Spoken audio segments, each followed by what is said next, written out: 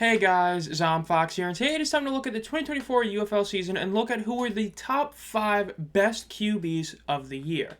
Now, this is coming out before or after the top 5 worst QB list. I don't know which one I want to have come out first, so if you're not, make sure you subscribe with the bell on in case this is coming out before it, so you'll be notified when it comes out. And just like that video, in case this is coming out after it, I am not including guys who basically played like a game and a half. So essentially, like Bryce Perkins, if you want to be a statistical guy, has to be a top 5 best QB because of the fact that his like stats were just incredible, but he barely played. That goes with Nolan Henderson, who was great on the ground and decent through the air. He didn't play enough. I'm not having guys on here who just played, like a game and a half, right? Manny Wilkins is like basically the best baseline. 2 full games as a starter is enough for you to qualify for either of my 2 lists. So, without further ado, let's get started with number 5, Chase Garbers. Now, before some of you get upset about the fact that his championship game was terrible, which it was, look, if we're being honest, there really aren't many guys to put at this 5th spot. Again, because of the fact that I'm saying you have to have 2 full games played, I can't put Perkins on here. So, who does that leave?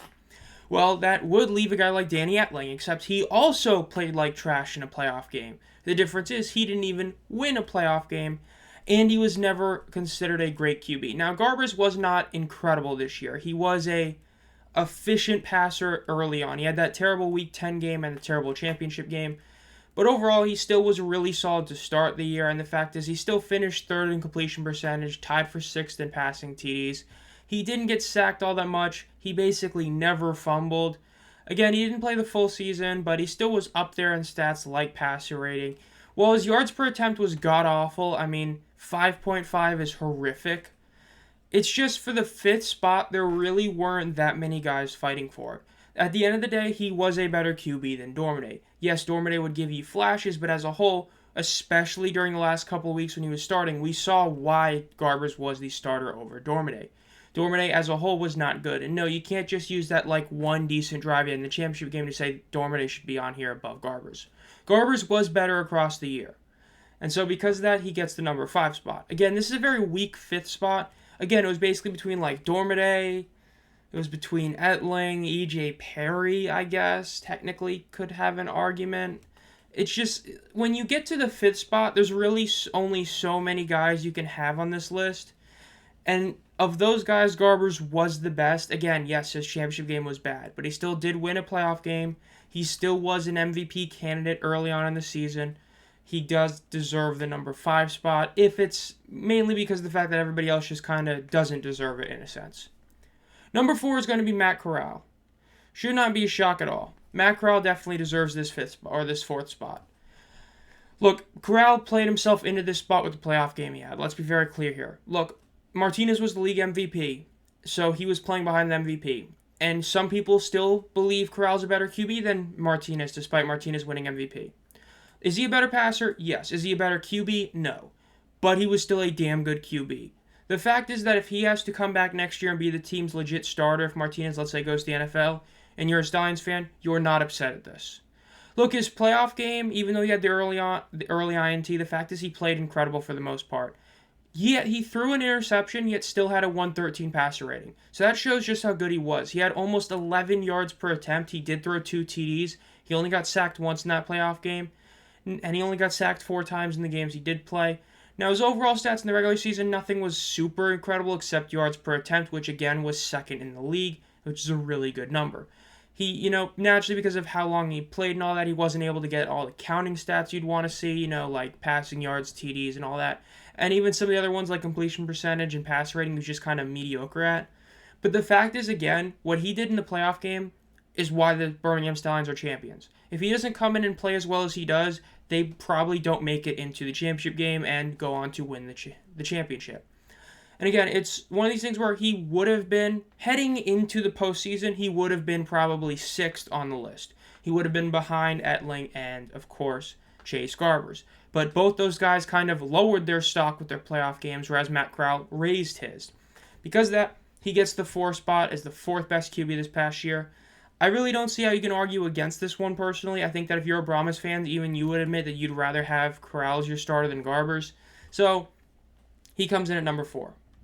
Now, number 3 is going to be A.J. McCarron.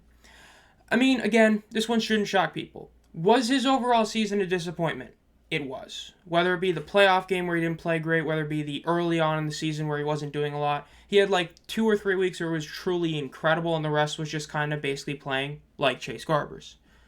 Overall, though, he still is clearly the third best QB in the league this year.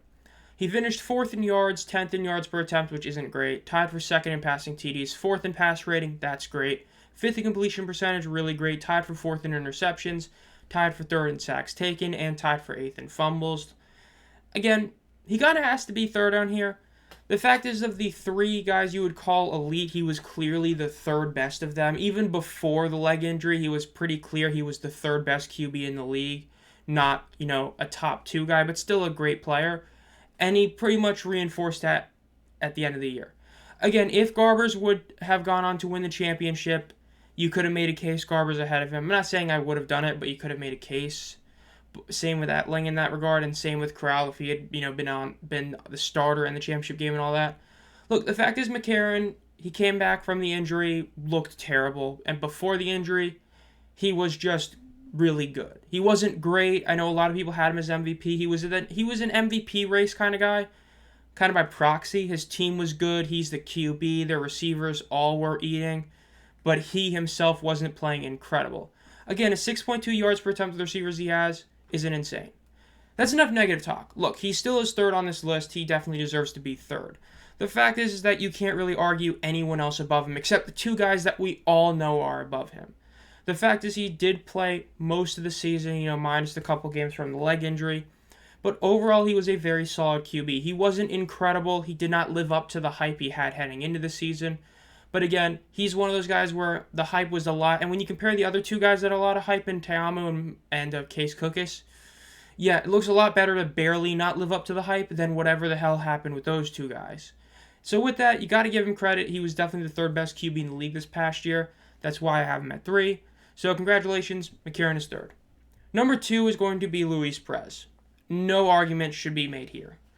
Yes, he did not make the playoffs. Yes, his team had a losing record.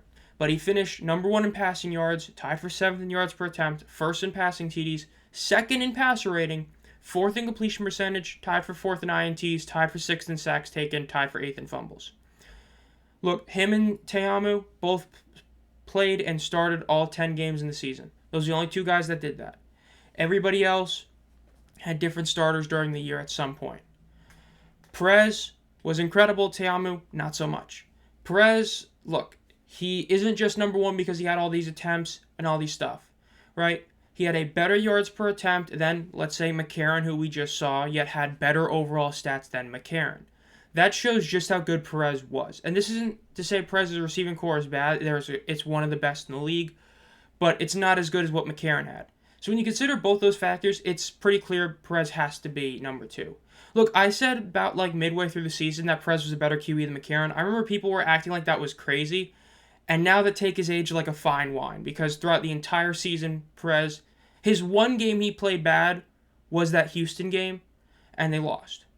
Again, I know a lot of people still think he should have been MVP despite the fact that he, only won 3 games. But the fact that it's an actual argument that people are having, not just Renegades fans, shows how good he was this year. Again, he was the league leader in yards and TDs, yet still had a good passer rating, still had a good yards per attempt. Well, not great, but good, and still had a great completion percentage. When you're high in at least 2 of those stats, that means you're not just throwing the ball to throw it, right? That means you're throwing it efficiently. He was criticized for being a game manager, for being a short pass merchant. That's what people said before the season. I said he's better than that. And guess what? He ended up being what people thought A.J. McCarron was going to be, in a sense. An efficient passer who could throw deep, who could get all these yards. He was what people thought McCarron was going to be, and McCarron ended up being what people thought Perez was going to be. Which is kind of hilarious, but it makes sense, right? Because Perez, heading into this year, was viewed as one of those guys who's great, but not an elite guy. McCarron was viewed as an elite guy, and instead they kind of flip-flopped. So because of that, Perez gets number 2. Again, you can't really argue against it. The stats are incredible. The eye test was incredible. Again, that DC game was not a good game for him either, but he ended up having a great second half, and despite everything going against him, he still pulled off the W. Number 2 is Perez. Number 1 is Adrian Martinez. Look, I'm sorry, I don't want to hear people say he's not. Okay, did he deserve UFL Championship Game MVP? No. Should have gone to Zeno. Do I think he deserved it for offense? I actually do. I do think he deserved it more than Person. But overall, no, Tizino was better. He still did win MVP for both the championship and regular season. Regular season wasn't even close. People can try to act like it was close. No, it wasn't. He was first in rushing yards and yards per rush in the entire league. Not QBs, the entire league. He finished third in passing yards, third in yards per attempt, tied for second in passing TDs, third in pass rating. Now, his completion percentage wasn't great. And then his yards per attempt, they were great. But look, he finished tied for second in passing TDs. I mean, he only threw 3 interceptions despite playing a majority, not the whole season, but a majority of the year. He did fumble the ball, but only twice. He overall had 18 TDs in the regular season compared to 4 turnovers. I mean, come on. Now, yes, the playoff game against Michigan was terrible. It was a bad game overall. He had to get benched. But to rebound in the championship game the way he did, to be efficient and effective enough to get the W, again, he wasn't incredible, but he still had multiple touchdowns in that game and was still a huge reason why they won the title. He's the championship game winning QB. He's the MVP winning QB. He's the QB of the best team if you want to use that argument. It's one of those where how can you argue against it? If you do, it feels like you're hating as much as you're just having an opinion in a sense. Again, Perez was incredible, but Martinez's ground game, people need to understand that a QB nowadays, it's not just about passing. Rushing matters. Newsflash, if a QB gets 4,000 yards with 3,000 through the air and 1,000 on the ground, it is the same as a QB getting 4,000 yards in the air. You know why it's the same? Because you're still gaining that many yards. And in fact, in some cases, like Martinez, his ground game was more efficient than his air game. He averaged almost 10 yards per rush versus almost 8 yards per attempt passing. So in that regard, his rushing ability is even more efficient than his passing ability. So when you view it like that, you have to realize that his numbers are a lot better than people want to give him credit for, right? They look at Perez. Perez basically had like 2,300 yards almost exact. He didn't have really any rushing yards. Guess what? Martinez almost had that exact same amount, 2,300. He almost did. So you can't just say Perez he had like 500 more passing yards because you have to include rushing. If you include that, they have basically the same amount of yards almost. Perez still beats him, but it's by like 60, 70-ish. I can't remember off the top of my head. Something like that. So it's one of those things where just view it as anything else makes no sense. Again, Perez had 18 total touchdowns. So did Martinez. So they both finished with the same amount of touchdowns no matter how you want to view it. The difference, Perez had 6 turnovers. Martinez had 4 turnovers. So who was safer with the ball? Martinez. Now, Perez is a more accurate passer. I'm not going to argue that because it's just a fact. But the idea that Perez is just a better QB than Martinez this year, you can't buy that. Again, I know stats aren't everything, but even eye test, when both were at their best, Martinez was better. Now, average, I'd say Perez was probably the guy that's more dependable. But even then, we saw the game against Houston. We saw the first half, or really the first quarter against DC. We've seen Perez have those moments where he falters as well. Hell, we saw that back with the Generals in the playoff game against Philadelphia. So the idea that it's also the floor is lower with Martinez isn't true either. So when you view it all as a whole, you can't argue Martinez anything but won. He rebounded from a benching in a playoff game to win a championship. That's incredible. He didn't play unbelievably in the championship game. He didn't have to. He played good enough. He ran the ball well. He threw the ball effectively. He did enough to get the W. Did he deserve championship game MVP? I think he was second best. I think Tizino was better. But him getting it, I wasn't super upset about it like others were.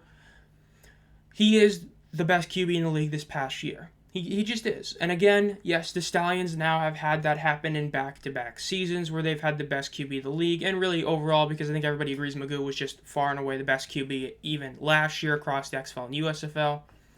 So they've had the best QB in the league in back-to-back years, and they were 2 different QBs. So we love the Stallions, you just don't want to lose. But again, it's pretty clear that Martinez deserves his number 1 spot.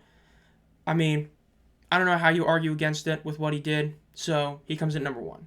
So that'll do it for this list. This has been ZombFox. If you enjoyed this video, make sure to subscribe and hit the bell to be notified as soon as I upload any videos.